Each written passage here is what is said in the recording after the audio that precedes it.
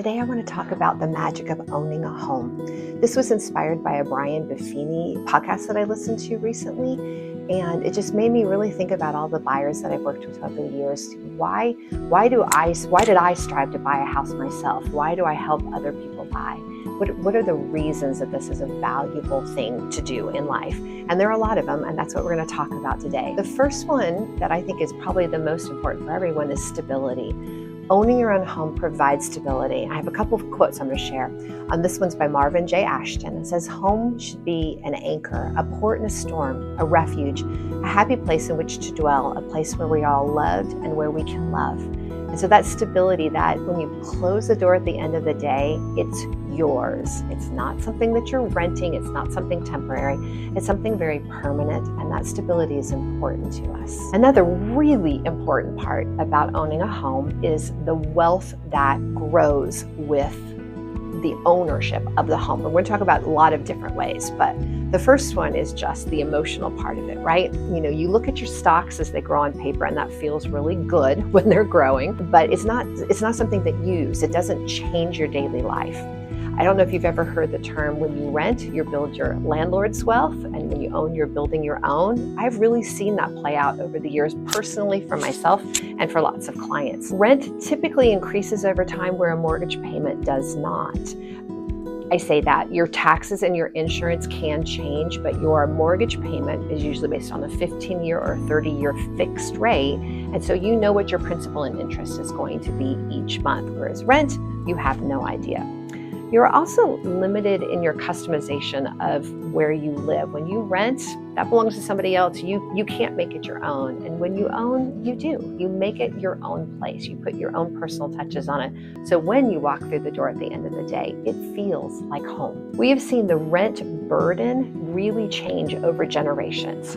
At the age of 30, the baby movers, they paid 36% of their income on rent. Then you get to Gen X, and it goes all the way up to 41%. And now we're looking at millennials who are paying 45% of income on rent. So wages are increasing. Rent is really increasing and outpacing wages. So one of the stability factors of owning is you do get that mortgage rate. You get it set, and you know what you're going to be dealing with for the next 15 or 30 years. Home ownership is a dream of many. They call it the American dream. So Ralph Waldo Emerson said, "A house is made with walls and beams. A home is made with love and dreams." My son and his wife have that on the outside of their house on a little plaque. And I think it's really true. You buy a house, and then it becomes a home. The house is the physical asset, but then the home is that emotional part of it.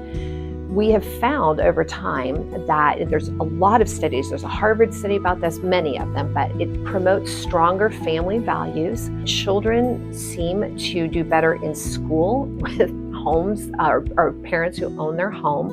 There's a stability and long-term community ties because you own. When you drive into a neighborhood, you can frequently tell if that neighborhood is mostly home-owned or rented. Next, let's talk about the pride of home ownership. There is something permanent and something extremely profound in owning a home. That was written by Kenny Gunn. Over 75% of Americans view home ownership as a key marker of success, a key marker of financial stability, and long-term wealth building. I think it's really interesting. If you go over on Saturday morning and hang out at a Home Depot in the parking lot for a few minutes, you will see just droves of people going in and out of the store. People care about their homes, and they're constantly working to improve the place that they live. Owning a home is a keystone of wealth, both financial affluence and emotional security. Susie Orman said that. All of those factors I've talked about, I think, are really important, but probably the one that is the most important is that homes provide a wealth building advantage that renting does not. So first of all, you have appreciation, right? Homes do increase in value over time. Our market in Bozeman, we have seen about an 8% increase over time, which is much higher than the national average. During COVID, that got all the way up to almost 50% at one point. So our market has done very well. Will Rogers says, "Don't wait to buy real estate and wait." I think that's a great idea. Second is debt reduction. Owning a home is one of the only places where your asset grows in value while then you are simultaneously reducing your debt because you are paying off your loan balance. The equity builds automatically, and that is so important. We also have major tax advantages, which have really helped me personally. Mortgage interest deduction, you can take that off on your taxes. Property tax deductions, also deductible. So you can create a reduced tax burden by owning. Also, it's a great hedge against inflation. Property values continue to rise over time and fixed mortgage payments stay stable. So that is helping as we go through inflation. Now, this one is probably my favorite of all, which is it's the best Roth IRA that exists. Obviously, it's not a Roth IRA, but that's the way I think about it, because homeowners, when you go to sell, you can deduct, an individual can deduct $250,000 of gains. If you're married, that goes to $500,000, but those gains are not taxed. So if you bought the home for $50,000 and it's now, you can sell it for $300,000, $250,000 of profit is not taxed. That is amazing. And people are sometimes like, am I ever going to make $250,000 off their house?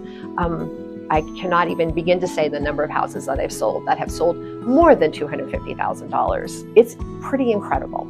Franklin D. Roosevelt said, real estate cannot be lost or stolen. It is about the safest investment in the world. He was the president during the Great Depression. And I think back on some of the books that we read about the Great Depression with my kids when they were younger, and talking about families that rented out rooms in their houses that they owned and that allowed them to make it through the Great Depression. The Federal Reserve Survey of Consumer Finances shows that the median homeowner net worth is between $396,000 and $400,000. I'm looking at a sheet, I want to get this right. The median renter net worth is between $10,000 and $10,500. It's a 44-to-1 gap. I think that is pretty important. Mark Twain once said, buy real estate, they stopped making it. So I think home ownership is magical. It's one of the reasons that I do the job that I do. And if you would like to talk about an experience for you moving forward with purchasing a home and whether it's the right choice for you, it is not always the right choice. There are times that I counsel people that they need to continue renting.